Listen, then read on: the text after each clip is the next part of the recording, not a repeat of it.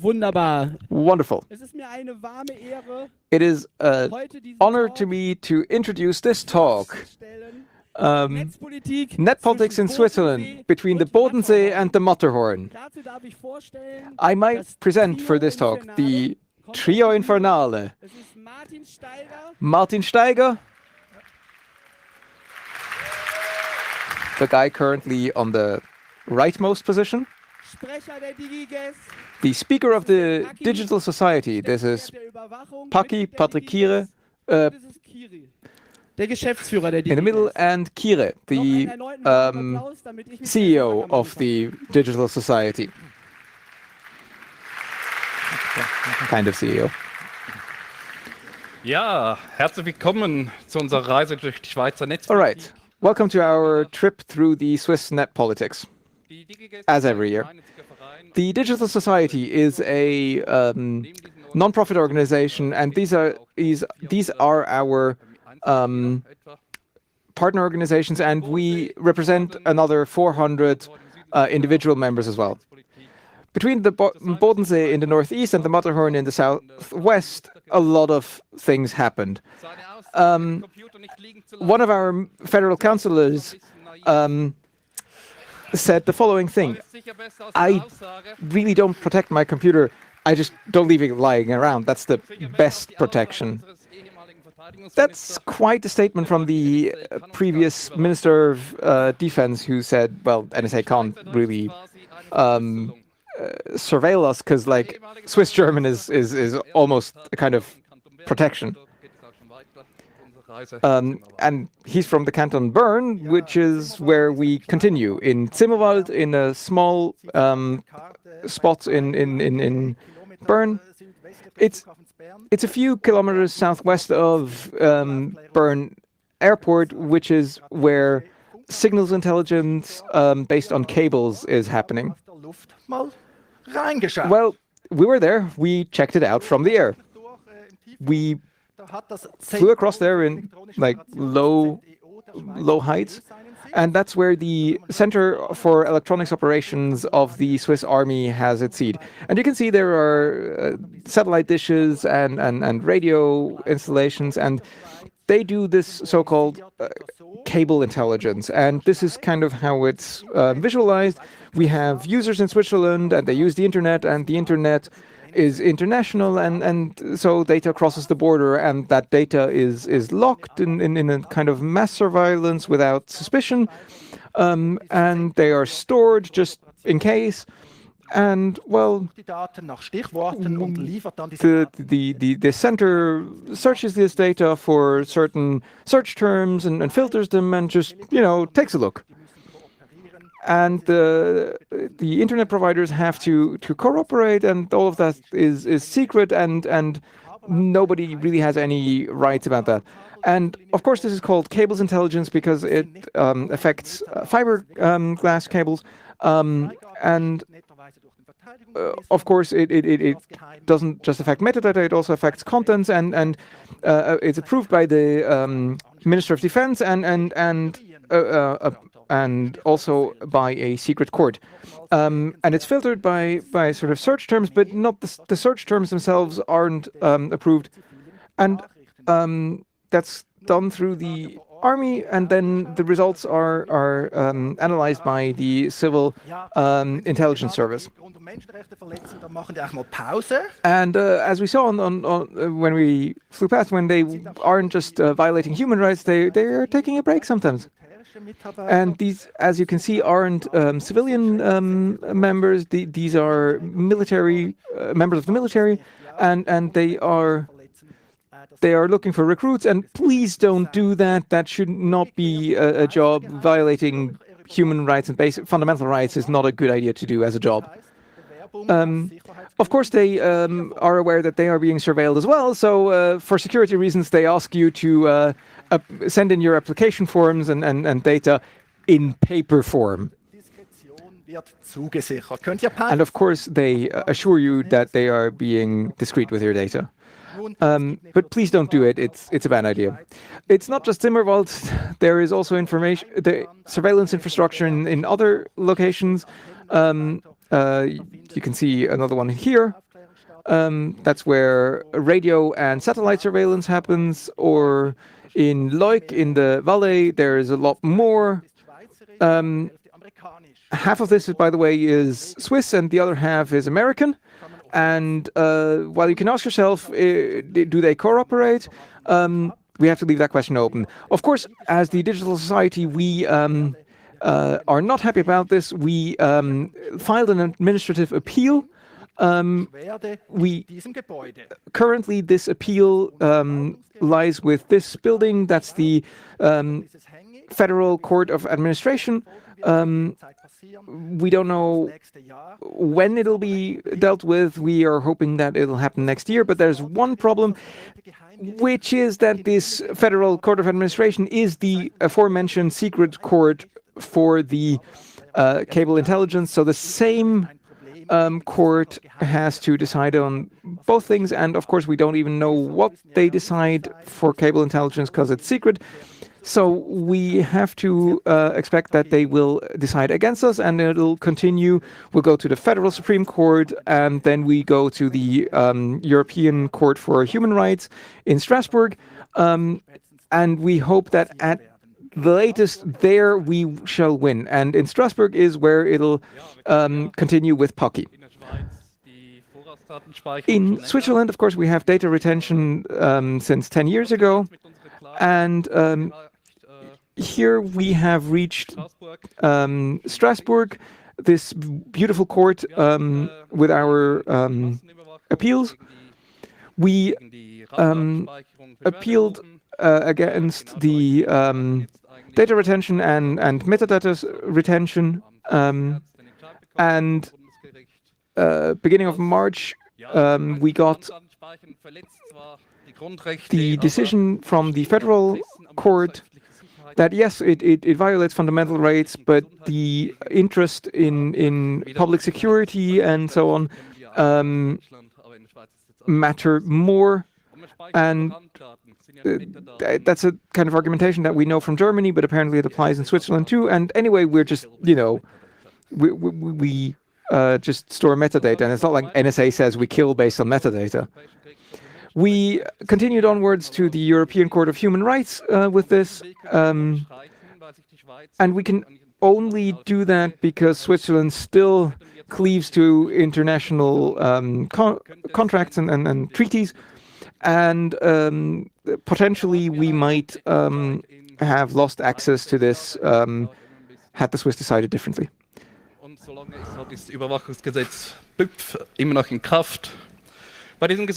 Until this is decided, the surveillance law, the BÜPF, is still in force. And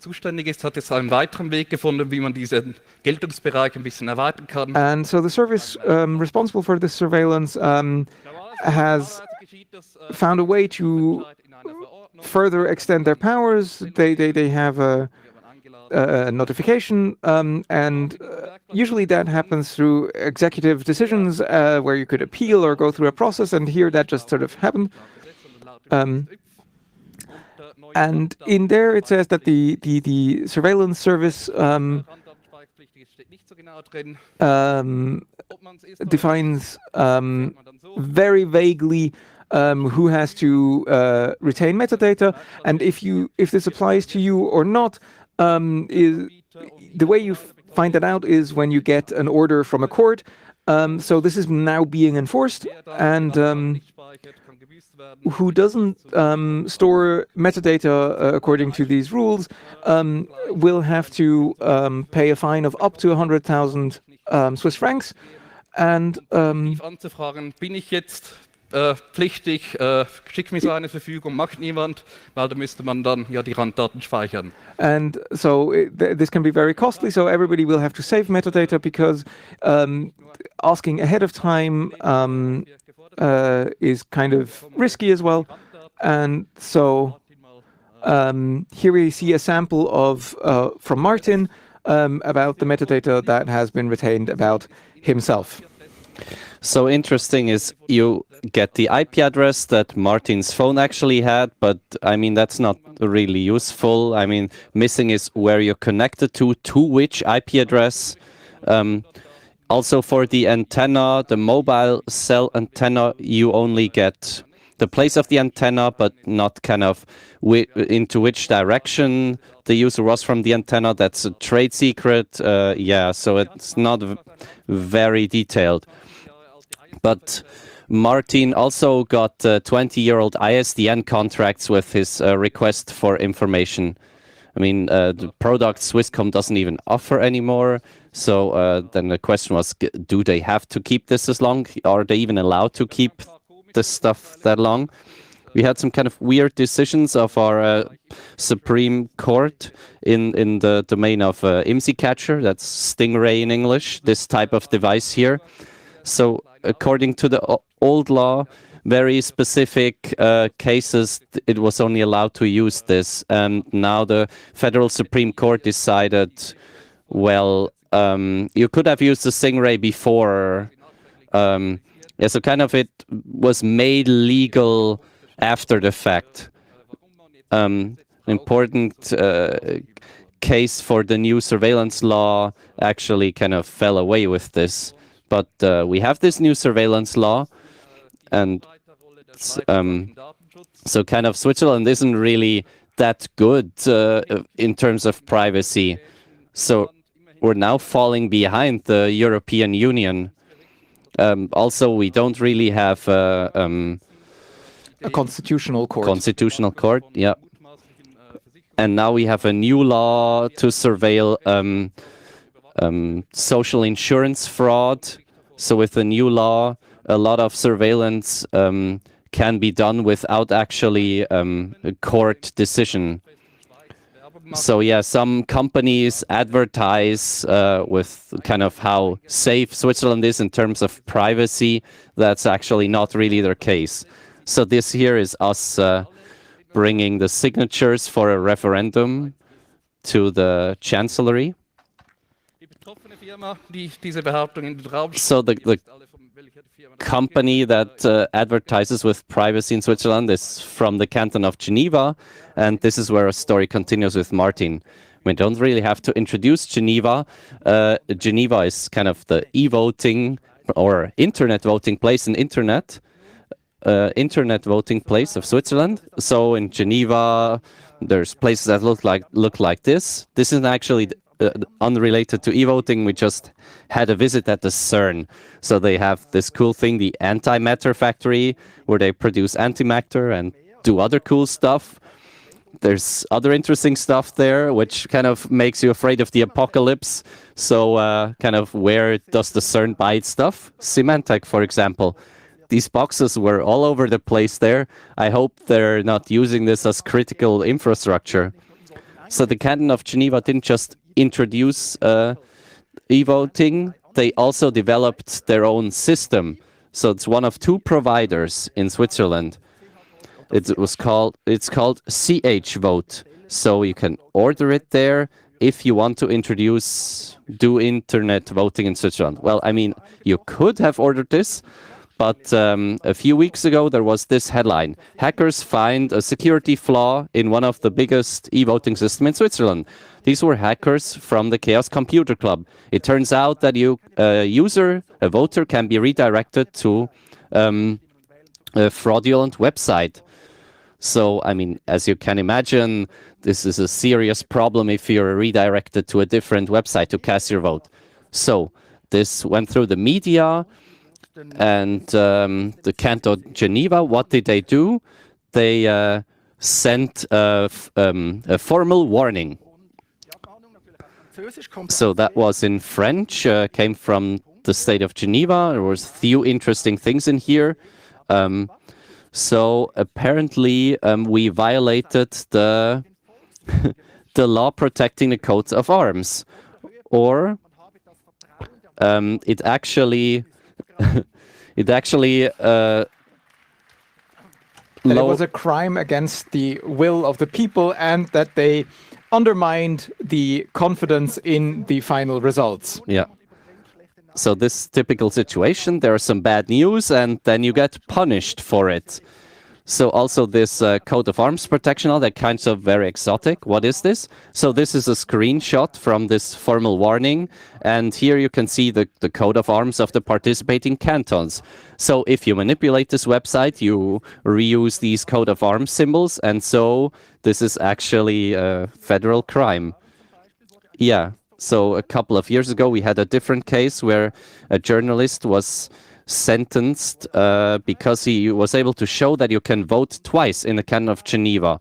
So in first instance, he was guilty, and the Federal Supreme Court then dropped the charges. So he should be thanked for the work that he does.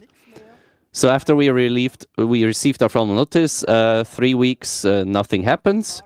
And then the next news headline, a dark day for internet voting in Switzerland. Well, I mean, I think it wasn't really a dark day for me, because the state of Geneva announced we're stopping our system development of this internet voting system. But it was an issue of security, it's an issue of money, much too expensive. So the Canton of Geneva isn't really poor, but they think they can't really afford this anymore. So these e-voting systems, there's a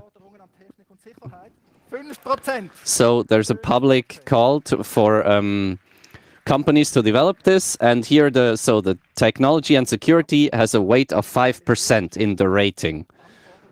So there also here requirements according to the BSI, very interesting. So we didn't find these requirements, but yeah. So as you can see here, the weight isn't really on security. So there's one service provider left for internet voting.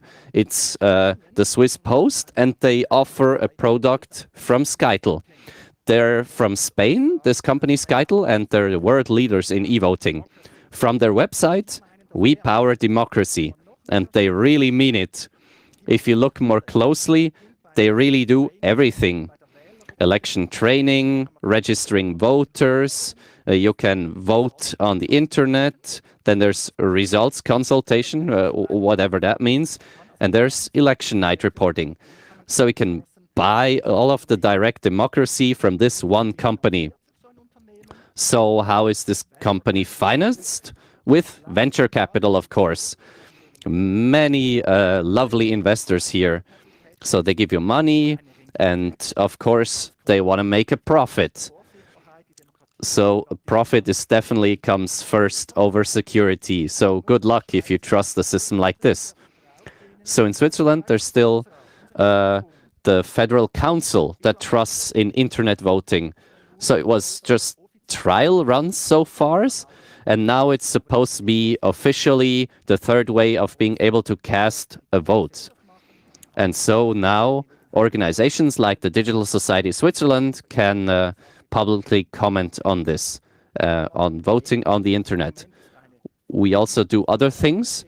So we want to have a public referendum, a moratorium on e-voting.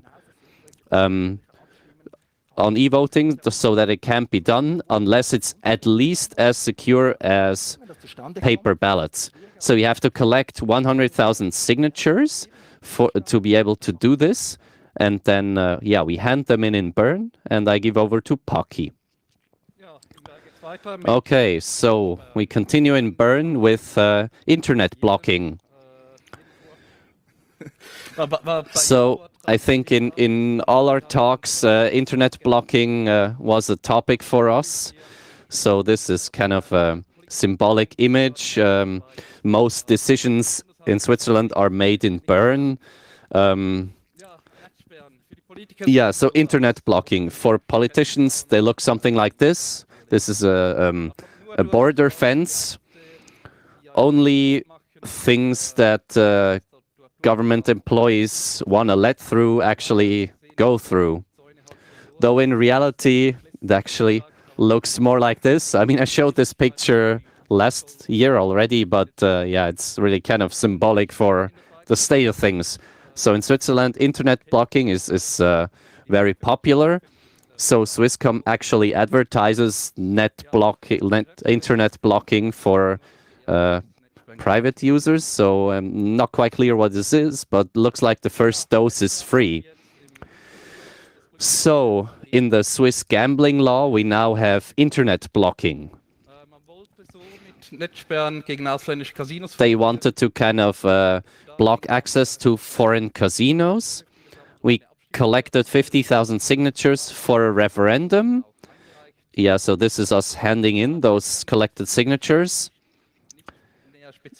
Technically, they're not specified in the law, but supposedly they have to work in a way that even if it's a subpage on Facebook, that subpage can be blocked without blocking Facebook. So this is kind of an information leaflet that came out before the referendum was voted on. Yeah, I mean, so there's kind of some issues here, obviously, if you think about it. But yeah, unfortunately, we lost this referendum with 34% of votes, but we just couldn't kind of compete with starving squirrels and disfunded zoos. So yeah, this was really the first law in Switzerland that had internet blocking and didn't really was legitimized in this vote. So this really kind of sends out a signal. So, I mean, on one hand, we could collect these 50,000 signatures just based on this topic of internet blocking. But then on the other hand, now there will be other upcoming laws that actually will include internet blocking probably. So next one is the law that regulates telecom service providers. They want to block illegal pornography. So if you access then one of those blocked IPs directly, you will get kind of a placeholder page like this. So kind of in some weird way during the crafting of this law, from a can be implemented, it was changed to the must be implemented, even though everybody knows these blocking is not effective. And these blocks are easy to bypass. Who wants to know can go to a consultation process answer that I wrote on the government's webpage, and I included how to bypass blocks in this document, which is now hosted by the government.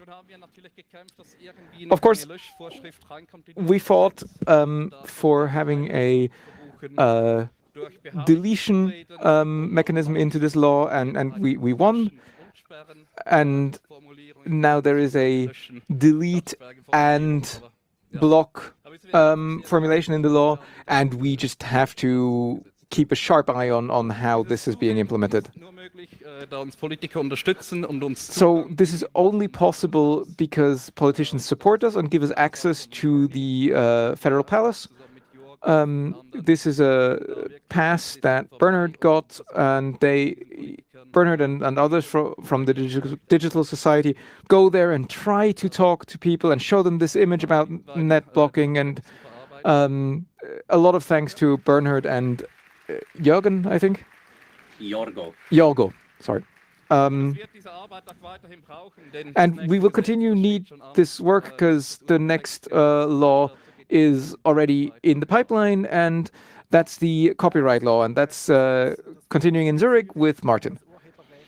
So, copyright law. In Zurich, we don't just have the River Limmat and this nice old town with churches, but also a society which is called Audiovision Switzerland. And that is part of an alliance against internet piracy, which applies pressure to enforce the law.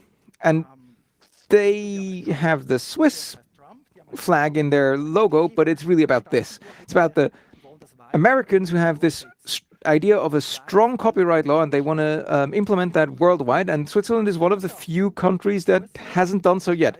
And this leads to the US declaring Switzerland a pirate state. What does that even mean? Well, we're put on a list as a country, which currently this year looks like this. He's showing an image of the watch list where Switzerland is in good company with funny other countries. Die Schweiz ist also erst auf der Watchlist, da zwischen Saudi-Arabien und Tadschikistan. So Switzerland is not in the priority watch list, it's on the watch list here between Saudi Arabia and Tajikistan. So the countries on the priority watch list are having more pressure applied on them. But even in Switzerland it works, and so we get a list of demands, and a lot of that has already been done. So we re-legalized mass formal warnings for file sharing. We had that once, we got rid of it, and now it should come back. All of any pictures, any photos on the internet should be protected. Of course, we know how that works from Germany. It's getting expensive. Upload filters, take down and stay down, should be implemented, not for all providers yet, but for many. An internet tax should be introduced. If you share things on social media, you should pay, of course, not directly, but sort of we will have to indirectly pay when we buy a smartphone or internet access. And replay TV, like having to watch TV in a non-linear way, should have gotten rid of, but wasn't, but it might get more expensive. And now more internet blocking. It's not happening yet, but the Americans are applying a lot of pressure there. And so it's not clear if that might not come after all. And of course, all of that has consequences. Like, we know this has consequences because of file sharing. Like, there have been searches. So, like, police shows up 6 in the morning and takes along all of the IT devices. And of course, those weren't like pirates somewhere in a cellar. Those were families and students and nice people. So that was kind of unpopular, and so it went away. But like, yeah. But even for images, look here, the vegetarian chop suey. And for this image, roughly 2,500 euros were organized. So, I mean, it's a valid way now to make money with food porn, because you can take a nice picture, put it online, somebody is stupid enough to copy it, and now you ask for money. So, next thing is we move to Gertzensee, which is a nice little place in Thun. So, data bounty. We have a lot of data lying around, including in places where it's not supposed to be lying around. So, in Gertzensee, we are talking about hellocut.ch, which is a portal that brings people together who need a haircut with people who can provide a haircut. And this portal suddenly went down, and all of the hairdressers got news like this. Turns out they got their server hijacked by a crypto Trojan. They didn't have any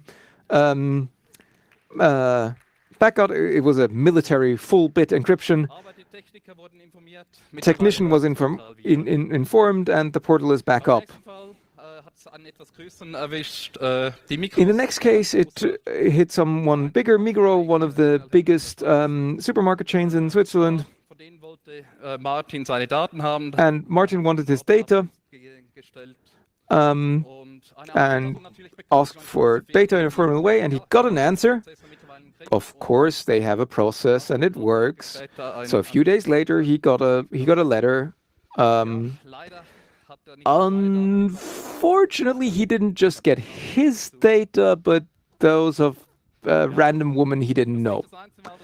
Wasn't the only case that something like that happened in Switzerland.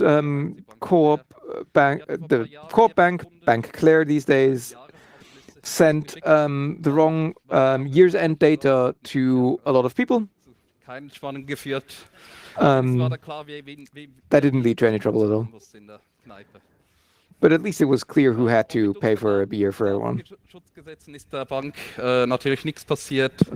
Of course, with our privacy laws, nothing happened to the bank. We do not have any relevant passages in the law, and of course it was all the intern's fault. It's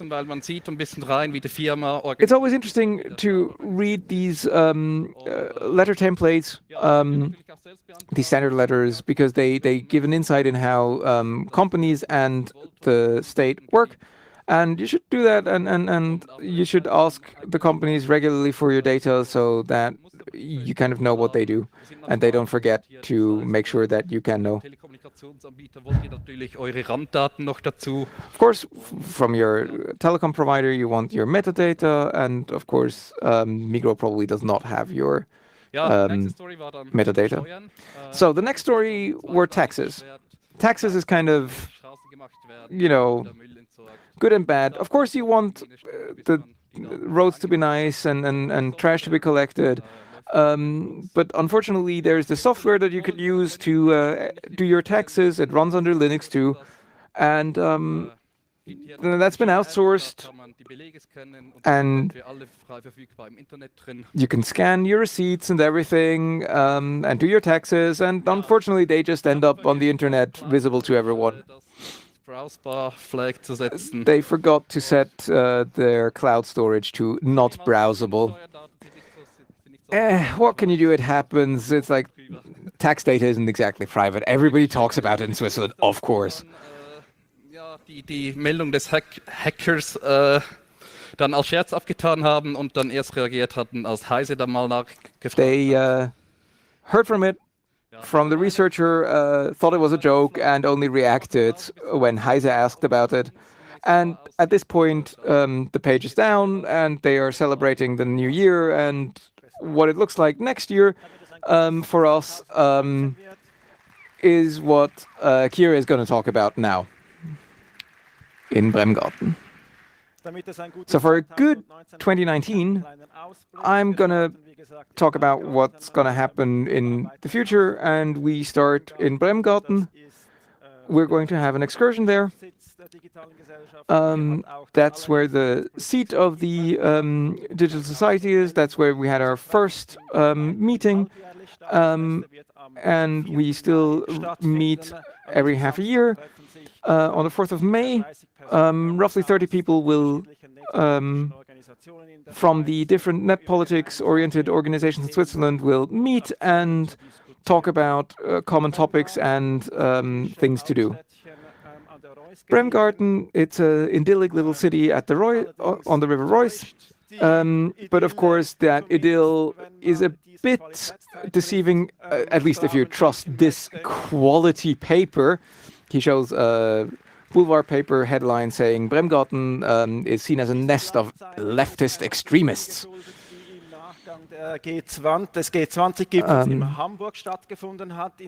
That was due to raids that happened after the G20 demonstrations.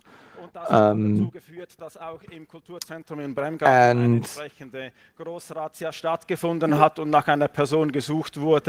somebody was searched for in the cultural center in Bremgarten in a big raid, and unfortunately that person wasn't there.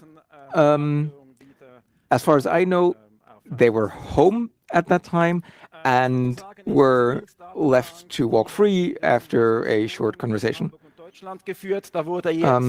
That had consequences in Hamburg. These biometric data that was gathered at the G20 had to be deleted because it was gathered in an illegal way.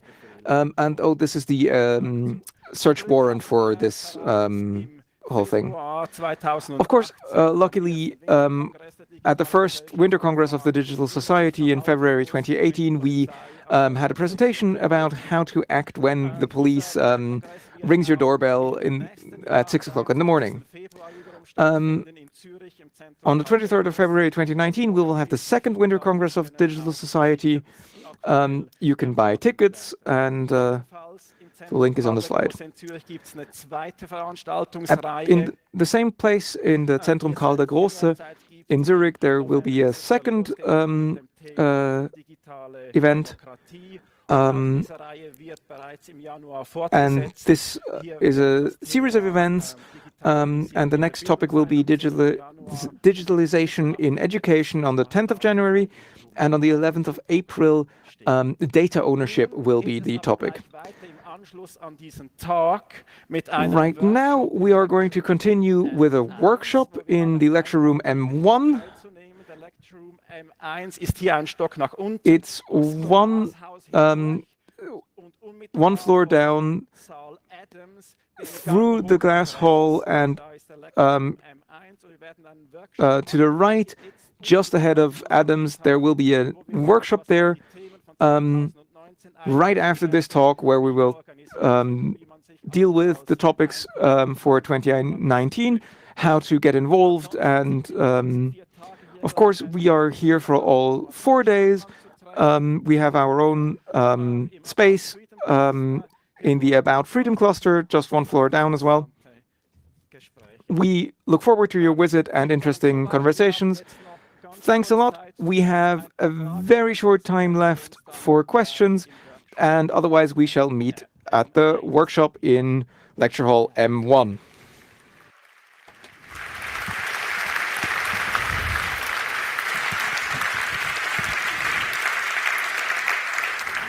Ja, wir haben ja hier vorne Mikrofon 2, Mikrofon 1. Okay, microphones, please line up at the microphones if you have questions. Are there any questions from the internet? No? Well, if no one stands up, then from my end, thank you very much. I guess another chance for an even bigger round of applause.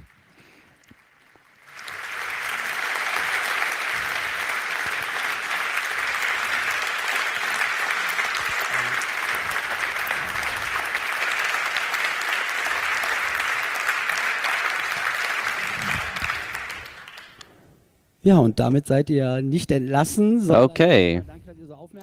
So, thank you for your attention. And remember, organizations like this really live from your volunteer work. If you're from Switzerland, please help out the Digital Society Switzerland. If you're from other countries, help the organizations in your country.